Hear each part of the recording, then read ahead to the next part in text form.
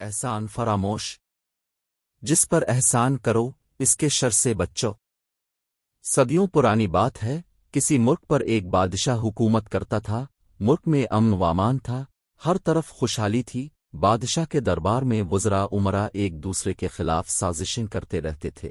ان میں ایک وزیر پیش تھا، وہ دوسروں کے سامنے شیخی بگھارتا، ان پر روب و دبدبا رکھتا، مگر جب بادشاہ کے سامنے آتا تو بھیگی بلی بن جاتا، دوسرے وزراء امراء کی شکایتیں لگاتا، خود کو بڑا نیک پارسا بنا کر پیش کرتا۔ بادشاہ کے دوسرے درباری اس سے بہت نالاں تھے۔ چونکہ بادشاہ کا منظور نظر تھا، اس لیے سبھی خاموش رہتے تھے۔ وزیر اعظم نے 2-4 مرتبہ کہا کہ اب کا وزیر قابل اعتبار نہیں، اب کو جھک جھک کر سلام کرتا ہے، ایسے بندے پر اعتبار نہیں کرنا چاہیے، اس کے تعلقات اب کے دشمنوں سے بھی ہیں، اب اس پر بھروسہ نہ کرے۔ مگر بادشاہ نے سنی کر دی۔ کچھ عرصہ بعد بادشاہ کے خلاف سازشیں عروج پر تھیں۔ وہ وزیر پس پردہ بادشاہ کے مخالفوں کے ساتھ تھا، مگر جب بادشاہ کے سامنے آتا ان کی برائیاں کرتا، بادشاہ کوئی بات کرتا تو فوراً انہیں مخبری بھی کر دیتا تھا۔ آخرکار بادشاہ کا تختہ الفال دیا گیا، بادشاہ کو قید کر لیا گیا۔ اب وہ وزیر خود بادشاہ بننے کے چکر میں تھا، مگر خوش قسمتی سے بادشاہ کا جانشین ہی تخت نشین ہوا۔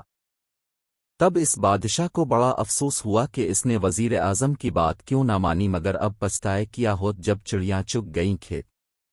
بادشاہ زیر عتاب تھا، اس لیے کوئی بھی اسے ملنے نہ آتا۔ وزیر اعظم نے بہت سے فلاحی کام کیے تھے، اس کی بھی ملک میں بڑی عزت تھی۔ وہ کسی نہ کسی طرح معزول بادشاہ سے ملاقات کرنے پہنچ گیا۔ معزول بادشاہ نے وزیر اعظم کو دیکھتے ہی کہا، کاش میں نے تیری تجویز پر عمل کیا ہوتا۔ وہ شخص دربان رکھنے کے قابل نہ تھا، میں نے اس کی خوشامد سے متاثر ہو کر اسے وزیر بنایا۔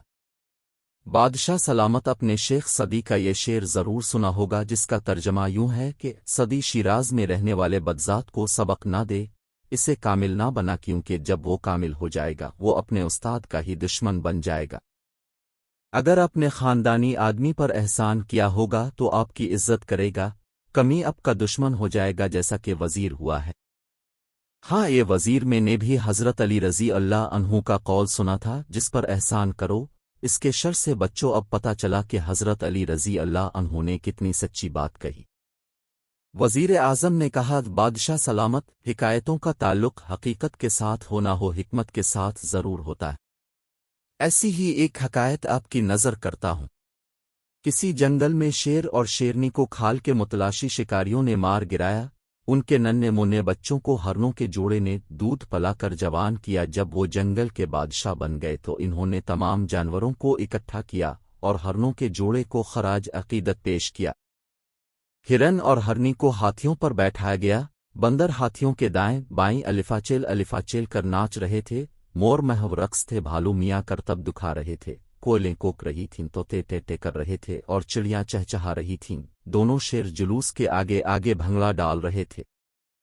آسمان سے عقاب نے یہ عجیب و غریب منظر دیکھا، پھر غوطہ لگا کر نیچے آیا اور ہرنوں کے جوڑے سے پوچھا، یہ ماجرا کیا ہے؟ شیر تو ہرن کا شکار کرتے ہیں، جبکہ انہوں نے تمہیں دولہا دلہن بنا رکھا ہے۔ ہرنوں کے جوڑے نے ہنستے ہوئے تمام کہانی سنائی اور کہا، تم بھی کسی پر احسان کر کے دیکھو، تمہیں بھی اندازہ ہو جائے گا اس کا نتیجہ کیا نکلتا ہے۔ کہانی سوان کر عقاب نے اپنی رالی ندیاں نالے عبور کرتے ہوئے اس نے دیکھا کہ ایک چوہا پانی میں غوطے کھا رہا ہے، قریب تھا کہ ڈوب جاتا۔ عقاب نے جھپٹ کر اسے الف اپنے پروں پر بیٹھا اور فضا میں بلند ہو گیا، تازہ ہوا، اور عقاب کے جسم کی حرارت سے چوہے کے حواس بحال ہوئے تو آہستہ آہستہ حسب عادت چوہا عقاب کے پیر کترنے لگا۔ عقاب کسی پر احسان کرنے کے نشے میں مست تھا۔ الفادیر چوہے نے عقاب کے چھوٹے چھوٹے پیر کترنے کے بعد عقاب کا شہپر بھی کاتر ڈالا اور وہ زمین پر آ گرا۔ چوہا تو آدیر الفادیر بھاگ گیا، مگر آسمان کی بلندیوں پر آڑانے بھرنے والا عقاب زمین پر رینگنے لگا، اس کے پروں سے خون رسنے لگا، چونٹیاں اس پر چڑھ دوڑیں، زخموں پر مکھیاں بھن بھنانے لگیں۔ ایک بن مانس کی نظر عقاب پر پڑی تو اس نے آگے بڑھ کر چیونٹیوں اور مکھیوں کو بھگایا اور عقاب کو گوشت کے چند ٹکڑے کھلائے اور اس کی اس حالت کا سبب پوچھا۔ عقاب نے پوری کہانی سنائی اور کہا، مجھے ہرنوں کے جوڑے نے مروایا ہے۔ بن مانس ہنسا اور کہا، قصور ہرنوں کا نہیں تمہارا اپنا ہے، اصل بات تمہاری سمجھ میں نہیں آئی۔ احسان بڑی اچھی چیز ہے، لیکن احسان کرتے وقت یہ ضرور دیکھ اور سمجھ لینا چاہیے کہ تم یہ احسان کس پر کر رہے ہو۔ ہرنوں نے شیر کے بچوں پر احسان کیا، انہوں نے ان کی عزت کی، اور تم نے اپنا احسان ایک چوہے پر برباد کیا۔ حکایت سوان کر بادشاہ نے کہا، یہ حکایت حقیقت کے قریب ہے، واقعی مجھ سے غلطی ہوئی، میں نے بھی ایک بدذات پر احسان کیا تھا۔ کچھ عرصہ بعد وہ دوبارہ بادشاہ بن گیا۔ اب وہ وزیر ایک جھونپڑے میں بیٹھا پچھتا رہا تھا کہ کاش میں نے بادشاہ سے وفا کی ہوتی، شرپسندوں اور ملک دشمن عناصر کا ساتھ نہ دیا ہوتا، آج بھی وزیر ہوتا اور عزت کما رہا ہوتا۔ پیارے بچوں، سازشی عناصر وقتی طور پر کامیاب ہو سکتے ہیں، مگر سچ کا بول بالا ہے، اگر ہم پر کوئی احسان کرے تو بھلائی سے پیش آنا چاہیے۔